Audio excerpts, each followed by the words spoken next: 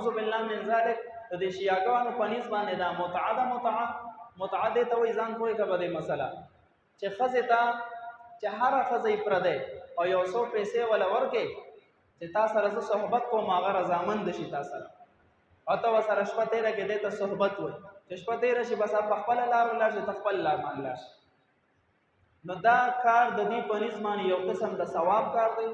او د دې نسبت دی حضرت علی رضی الله عنه ته او نعوذ بالله د دې په کتابونو کې یو منګړت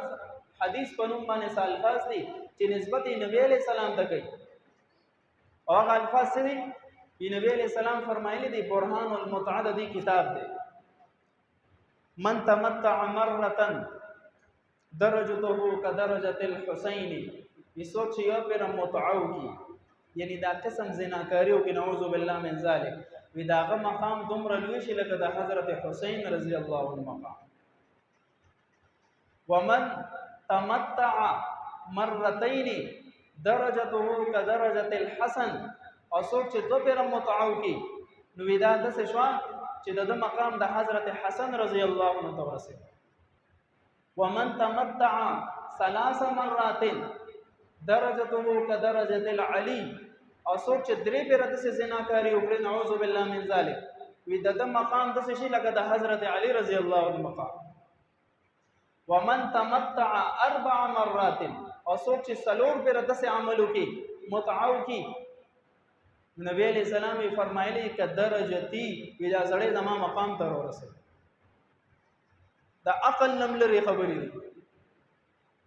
عقل هم نه مانی چې دغه خبره به نبی علیہ السلام کړی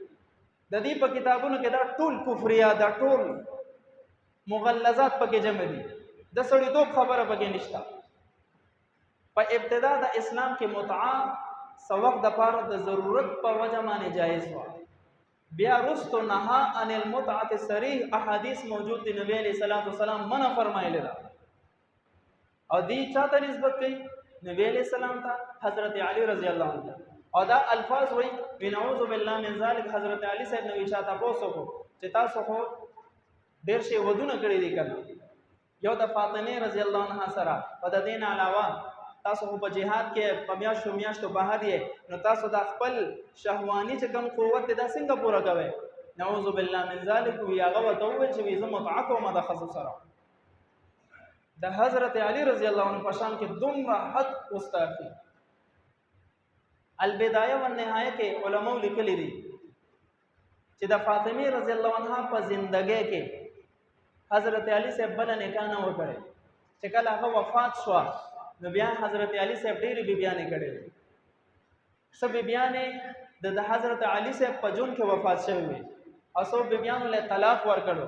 د دې ټولو بیبیانو نه د حضرت علی رضی الله عنه پنځل زامن پنځلس او اولس لوریانې ډېر شي بیبیانې کړي او پنځل زامن نمونه اکابر ذکر کړي دي حضرت حسن حضرت حسین حضرت محسن حضرت ابو بکر حضرت عمر حضرت عثمان حضرت محمد ابن الحنفیہ محمد اوسط محمد اصغر عبد الله عباس جعفر عبید الله یحیی عون رضی الله مجمعین دا پنځل زامن د حضرت علی رضی الله عنه او اولس لوریانې وي البدایه والنهایه کې شته دا نمونه ذکر کړی دي زینب کبرا ام کلثوم هغه لوري واسده رسول حضرت عمر سے په نکاح کې راغله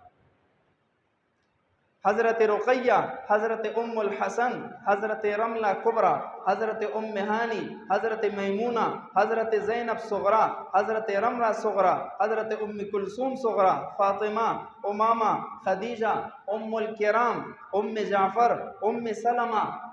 اور حضرت جمانہ رضی اللہ عنہم اجمعین دا اولس لوریانې او دام ور ثابت ده چې نبی حضرت علی رضی الله عنه د ټولو سره دایمي نکاح کړو او متعینه وکړي دا صرف او صرف حضرت علی رضی الله عنه باندې بهتان ده بهتان یو طرف ته وته چوغونو نو دومره لوی نسبت ورګي چې د رب ذل جلال سره شریک دي بل طرف ته بیا د حضرت علی سره نه روایت متوسط سره نقل لې چې نبی علیہ الصلوۃ والسلام د متعین منع فرمایلی دا د خیبر په مقام نبی علیہ السلام متعه حرام وګرځولا بیا دا خبره نه مني په مقدس مکه غلیظترین قوم د دین بل نشته. د حضرت معاویه رضی الله عنه متعلق دی